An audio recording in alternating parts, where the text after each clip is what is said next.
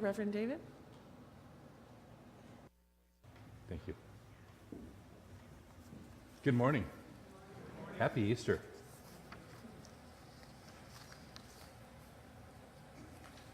This is kind of a special service because it was a year ago today that I did this Easter service, and it was my first service here. So it's kind of a, I guess it's an anniversary. A kind of an anniversary. It is. So, so it's nice to be here. It's great to be here. Easter is one of the two main holidays in the Christian calendar. And they're both about birth. The first one is, of course, Christmas, which is about the birth of Jesus the person. And the second one, this holiday, Easter, is really about the birth of the Christ consciousness fully being embodied within the person of Jesus. It's about the full embodiment of that Christ consciousness. And of course, Jesus says, follow me. He's our guide, And so the process is for us to allow that Christ consciousness to be birthed within us at this point in time. And are we willing to say yes to that? And so we're going to look at that today. Those of you who've been with me for a while, you know that I take all these Bible stories as guides for us. This is not an event that happened a couple thousand years ago to one guy back then. This is an event that is happening within us. So the first thing we want to look at is the Christ consciousness. I love the reading we had, and we'll talk about that in a minute. But Ernest Holmes says, who is Christ? Who is Christ? The mystical conception of Christ means he's going to use some big words here, these are Ernest Holmes' words, means the universality of sonship embodied in any individual who recognizes this sonship or daughtership. It's the universality of sonship. Sonship, daughtership, oneness with God is everywhere present. Right now this room, for instance, is filled with radio waves, right? Yeah? But we're not aware of it until we, one, recognize it, tune in, and two, embody it, have something like a receiver and some speakers that can play it, right? Okay? So the same thing is the truth of God, of this Christ consciousness. It's universally available. It's always available to us. We are never separate from it. However, if you're like me, we sometimes don't recognize it. And we sometimes don't embody it even when we do recognize it. When I work with people, sometimes I love to ask them, what do you really believe? And they give me what I call the correct religious science answer of, well, this is what I believe. And then we start talking about the life that reflects what they really believe. Because as my friend Michael Beckwith says, we don't have a secret life because our secret thoughts show up as our life. Okay? And so our thoughts within show up as our life. So we can see what we believe by looking at our lives. And sometimes that's a pleasant experience, and sometimes that's a experience, okay? And so it's okay, it's just knowing where you are. So it's the universality of that sonship, of that oneness with God, embodied in any individual who recognizes it. He goes on to say, quote Meister Eckhart, who says, God never begat but one Son, but the eternal is forever begetting the only begotten. So this process of the birthing of the consciousness, the birthing of that one son, that one daughter, is constantly taking place as us. We are the individualized sons and daughters of the divine. Take a breath. Look at the person next to you. Say, you are an individualized son or daughter of the divine.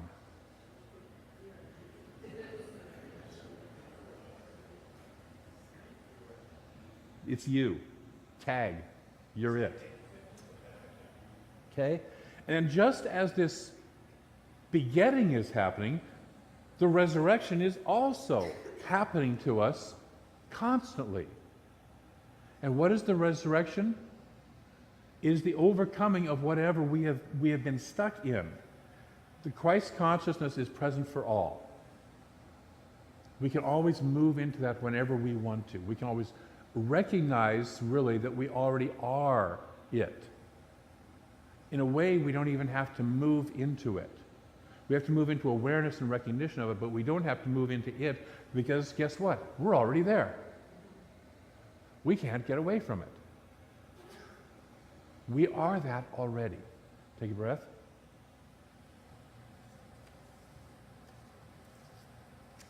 In the reading, when Ernest Holmes talks about the Christ knows that his individuality is indestructible, the his that he is using is not the person of Jesus, it's us. Ernest just wrote in a day when everything was the masculine pronoun to stand for, for everything, for everybody. But it's that which recognizes that we are one with that.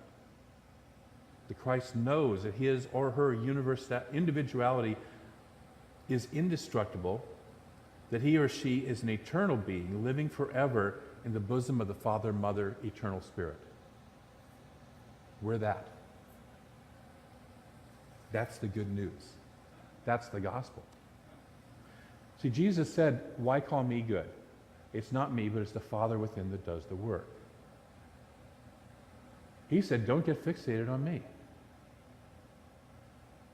I'm the way shower.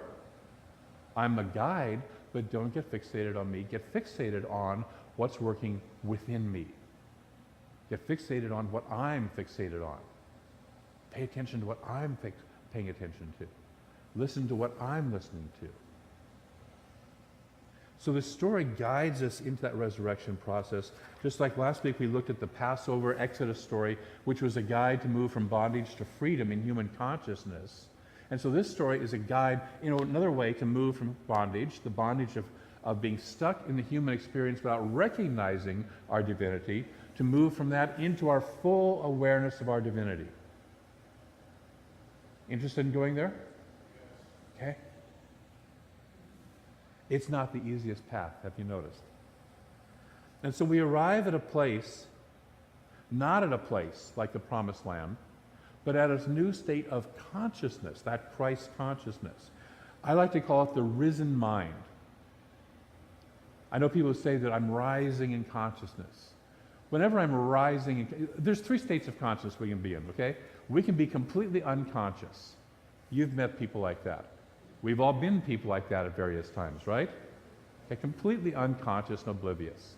And then we have people who are waking up. We're rising in consciousness, but we're not there yet. And then we have operating in the risen mind. Now here's the thing. When I'm operating in rising consciousness, I can kind of get away with some stuff and say, well, I'm still learning. I'm still rising in consciousness. When I'm operating out of the risen mind, I don't have that excuse anymore. It takes away the excuses. And I have to say, look, this was not in alignment with the risen mind, and I choose to get back within that consciousness. I choose to let go of that which is not risen mind. We've talked for a couple weeks about we can't get there from here. We can't get to some place where we want to go. We have to be in that consciousness first and allow ourselves to expand as that consciousness to where it fills every part of us. And this story is exactly about that. Okay? So we call it the Christ consciousness. We call it the Buddha mind. We call it Satori. We call it enlightenment. Whatever name we give it, it's that idea that what sees beyond just the human level. Just the human level. Okay? And so we become fully aware of our oneness. And not just aware, we embody it. We live it. And many of us have touched that at least for a moment or two, right? You've had a oneness experience? Yes? This is yes. Okay? I know some people in this room have had that. Otherwise, you wouldn't be in this room. Okay? So Jesus invites us to follow him, but we don't. Not all the way. Charles Fillmore, in his Keeping a Full Lent, I can't remember the full name of that, but he's Keeping a Sacred Lent, I believe it's called, says that there's a hymn that says, I will follow him. And he says, but we don't follow him all the way. We don't go all the way because it's a tough path to walk. And so we stay in bondage because of our fear, because of our error thinking. We stay in bondage because it's more comfortable than it is to leave the place, the safe place that we know how to work it, okay? You know, we've all been in relationships, whether they've been personal relationships or jobs or relationships with friends or financial relationships where, you know, it's not really what I want, but hey, I know how to work this system, right? We know how to okay, and some people don't know how to work this system. And but we've been oftentimes stuck in those where we know how comfortable it is, even though we know there's something better, but it's scary for us to leave the safe nest and move to the something better. Okay? And so the invitation with this journey is we have to leave this, because guess what? In order to have a resurrection, you have to have a death. In order to have the resurrection, we have to have the death process. And we start to look at the death process, and especially us as religious scientists, when this death process starts, we're sitting there going, wait, what in my consciousness is causing that? And it's like, did Jesus have a consciousness problem that causes death? No. He recognized that it was part of the process, that in order to get to the resurrection, he had to go through the death process. Now, some traditional religions get stuck and focused on the death process, right? Okay? We're about the resurrection. We're about the resurrection process. Because that's where we're aiming, with that idea as our guide. And most of us don't want to go through the death process. If you look at the life of Buddha, Buddha went through the death process. First of all, I had to leave the comfort of a very wealthy home, and then go out and be what's known as an ascetic, a person who renounces all material goods, living in basically, supposedly a nut or a grain of rice or a leaf a day, until he finally basically almost died of hunger, falls in the river, gets rescued, and a young girl gives him, I believe it was rice milk pudding, which he wasn't supposed to eat, but he does. He recognizes that going for complete hunger, going for that complete renunciation doesn't work. But in the process of that, he dies to his fellow mendicants, to his fellow monks who were traveling with him. They basically said, oh my God, you've given up, you've got soft, and they reject him. Kind of like the apostles rejected Jesus or, ran away. And then he finally says, I'm going to sit under this tree, this banyan tree, this Bodhi tree, until either I gain enlightenment, I gain insight into what is the cause of suffering in humanity, or I die. Okay? That's coming to put it down to, it's either going to be this or it's going to be this, and I'm not settling for anything more. That's going through the death process. That's walking through the death process. The people of Egypt walked through the death process when they walked through both the Red Sea, which basically kills off their chance to go back to Egypt, and wander around in the desert for 40 years until a certain consciousness dies off. If we look at nature, nature goes through a death process. It's called winter. Okay? You can't get to spring without winter. Have you noticed? Even here in California, in the middle of a drought with warming temperatures, we still have something that resembles winter. I come from Portland and Seattle, and lived in Hartford, Connecticut, where there's real winters. But but we still have something that resembles winter. We still have that dying off. We still have that what looks like it's not going to happen. I had plants in my garden that I was sitting there going, were those annuals or were those perennials? I'm not sure if they're alive or dead. And sure enough, they're back up and blooming and vining and doing all this stuff right now. So we have to walk through that death process, and guess what? It's scary, isn't it? Some of us have been through that. So Jesus has to die to humanity, his humanity. He talks all through the Gospels about the Son of Man and the Son of God.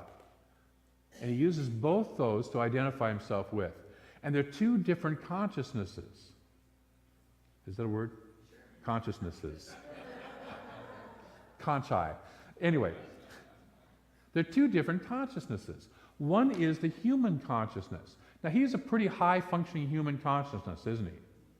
He's healing the sick, he's raising the dead, he's got this whole thing on love, and he's preaching to multitudes. He's operating on a pretty high human level consciousness, but he's still operating on human consciousness. And that's the part that says, I'm scared. That's the part that says, I'm uncertain. That's the part that's not quite there yet. And then he talks about the Son of God consciousness. And he's operating as the Son of God. What he's going for is the risen mind consciousness. And he knows that he is consciously working into that consciousness. He says stuff like, I am the way, the truth, and the life. See, the way, the truth, and the life really is God, right? It's not him. He's just affirming to the point that he embodies it because he recognizes it and he embodies it. He becomes it. He's not saying, hey, it's just me and you guys all should follow me. He's embodying this consciousness. When he's in the human consciousness, he's in the consciousness of Gethsemane the night before, where he's saying, take this cup from me, and he's sweating blood. That's called being scared, okay? Where he's hanging on the cross saying, my God, why have you forsaken me? That's the human consciousness, that's the Son of Man consciousness. But he's also walking it through to where he gets to the risen mind consciousness. He goes through that process, he goes through that challenge. Any of us who have gone through a dark night of the soul, how many have gone through a dark night of the soul and you know it? How many of you, a death process, right? Okay. You recognize that what walks you through that is you know that there's a light at the end of that tunnel. You know that there's something better on the other side. And that's when you're operating in risen mind consciousness. When you plant yourself into that consciousness. When you, as I like to say, don't set up camp in the valley of the shadow of death. Don't build a 4-star resort there. But you keep walking through because you know that there's a risen mind, there's a light, and there's a life on the other side of that. And you keep walking through it. And so that's what he's doing. When he talks about the risen mind consciousness, the Son of God consciousness, he's saying that. He begins to get it. He begins to get it when he raises Lazarus from the dead. When he walks in and says, no, he's just sleeping. He's perfectly aware of that consciousness. But just like you and just like me, it's one thing to say, hey, you're sleeping and I can wake you up, and another to say, I'm willing to die all the way, trusting that I'm going to come back. Because guess what? There was no Jesus to rescue him. Okay? See, that's one of the things, one of the secrets of us as practitioners when we're with somebody. See, we can know the highest good for you because it's not our story. But sometimes when we get caught up in our story, when we get triggered in our stuff, it's harder to know that. And then that's when we go to somebody else to lean into their faith. But what he's saying is, I'm past the point of leaning into somebody else's faith. I am to the point where I'm going to challenge myself and push myself all the way to say, yes, I know this. Yes, I embody this. Yes, I can move all the way through that. And so if we want to move into a risen mind consciousness, we have to start to say, yes, I recognize that this consciousness already exists, and it already exists in me, it already exists as me. I am this already. Now, that is not an invitation for you to go to find the highest building in Reading and jump off just to prove that you can, okay? Don't do that. But each of us has things that we are being called to die to in our lives. Each of us has places where we know that we no longer fit. Yes? Okay? And the question is, are we willing to go through the actual process of letting that die and letting that go, knowing that there is something on the other side, even if we don't quite know what exactly it looks like yet. But we know that it's there. And part of how we know that it's there is we can create in our own mind, we start to create in our own mind the idea, the picture. See, how many times did he say, you can tear this temple down and in 3 days it will be rebuilt? And things like that. He was creating a picture, he was creating a consciousness that I trust it, I know it, this is what it's going to look like. I may not know exactly what it looks like, but I'm declaring it to be so. And so that's our process. That's our process to take away from this message is, What is the Christ mind consciousness, the greater consciousness that I want to move into, that I know that my soul is calling me into? Take a breath. What is that? And am I willing to go there, even if it means dying to the comfortable and the old? Am I willing to do that?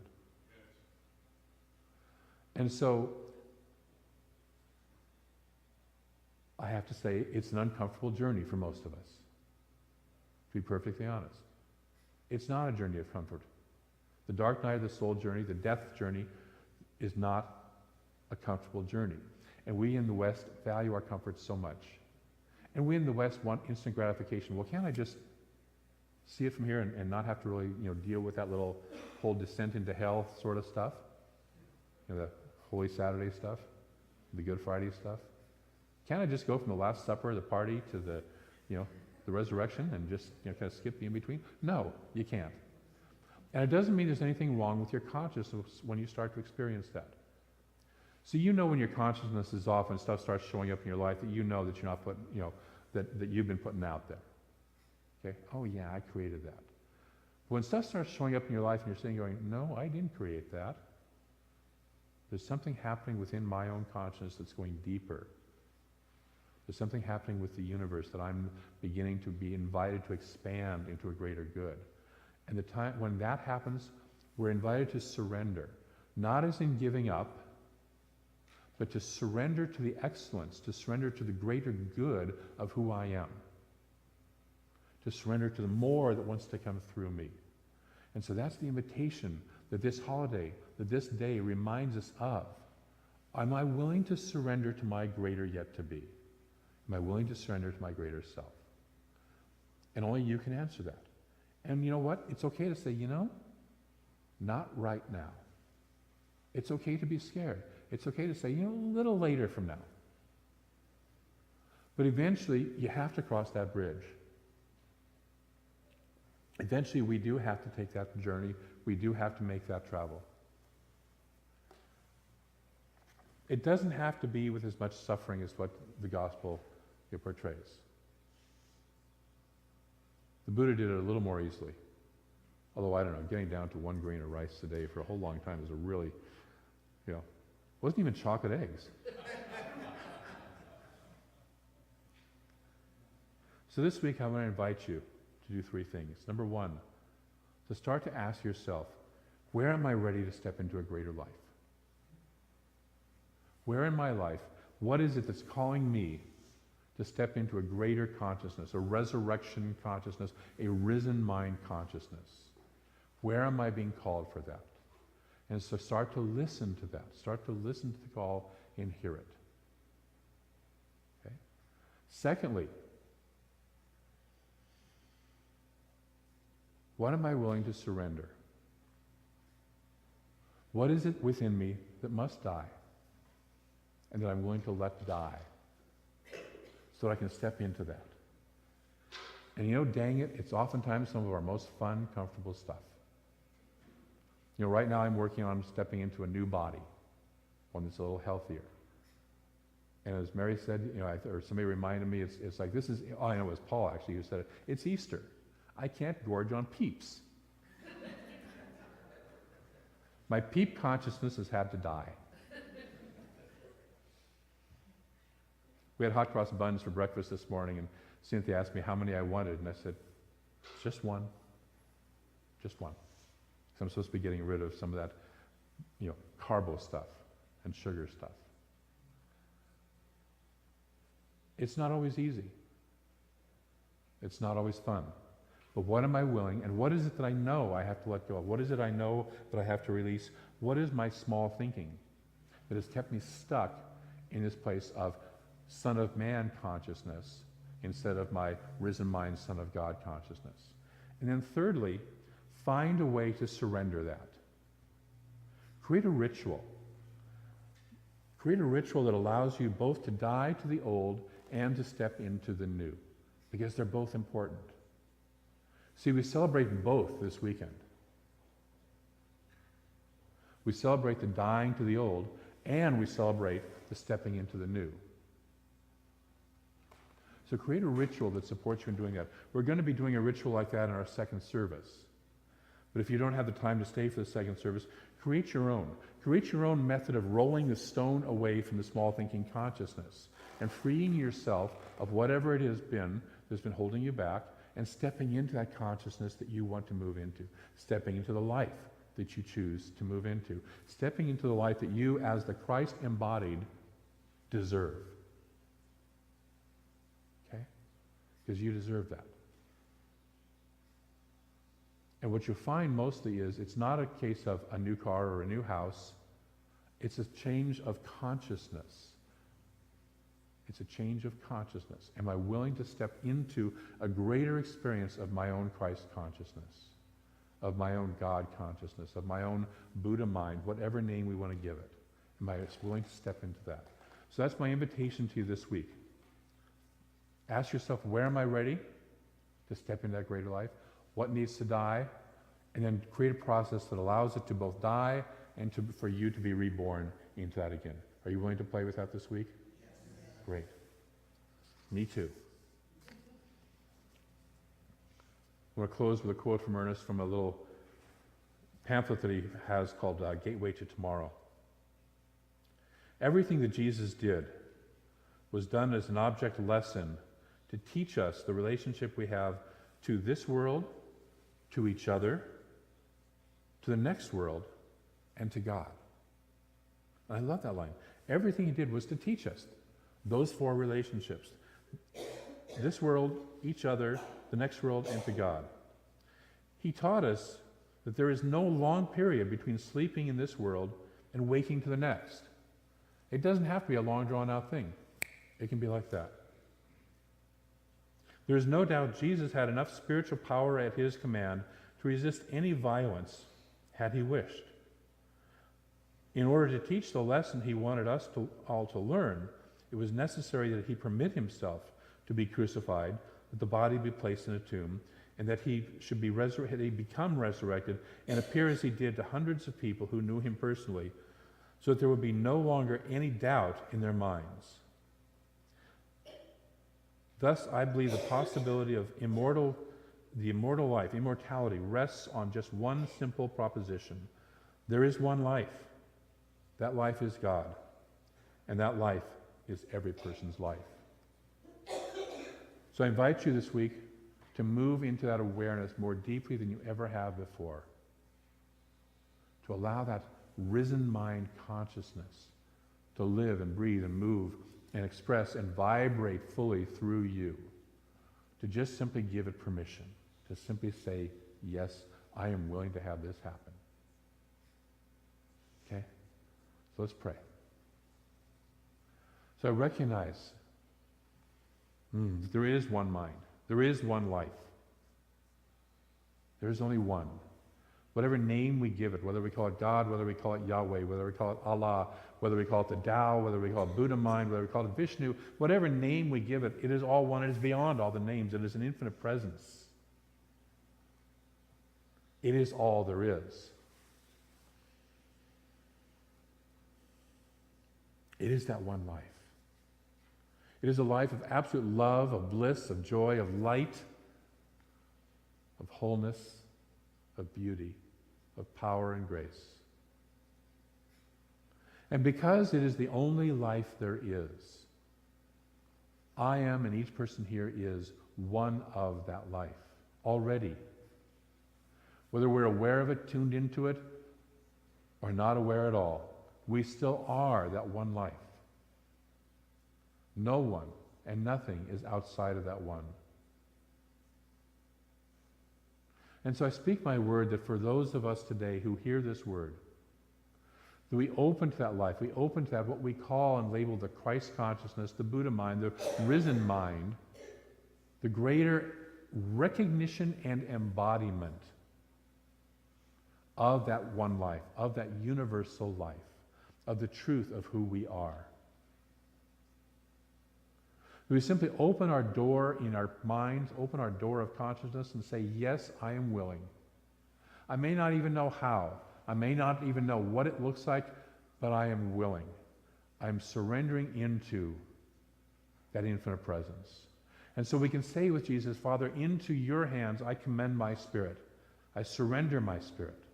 I release my spirit for you to lift it up in its most fabulous yet to be. We are willing to surrender not into suffering, but into that rising up consciousness, that risen mind consciousness. We are willing to surrender into the greatness of who we truly, as beings of God, as sons and daughters of the Most High, are. And so we say yes to that surrender. We say yes to this resurrection consciousness, this risen mind consciousness.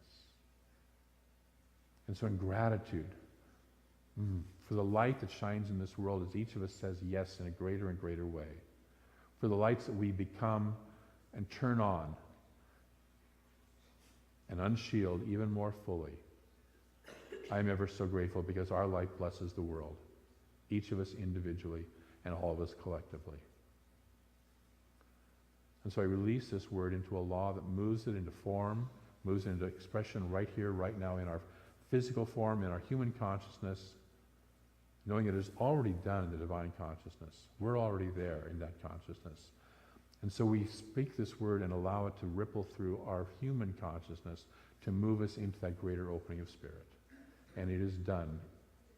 And together we acknowledge it by saying, and so it is. Thank you.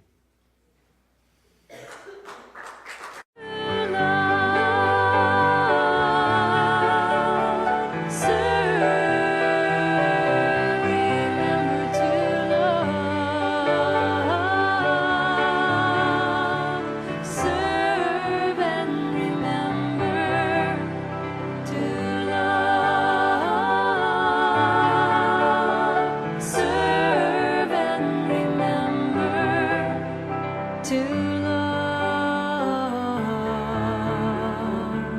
serve.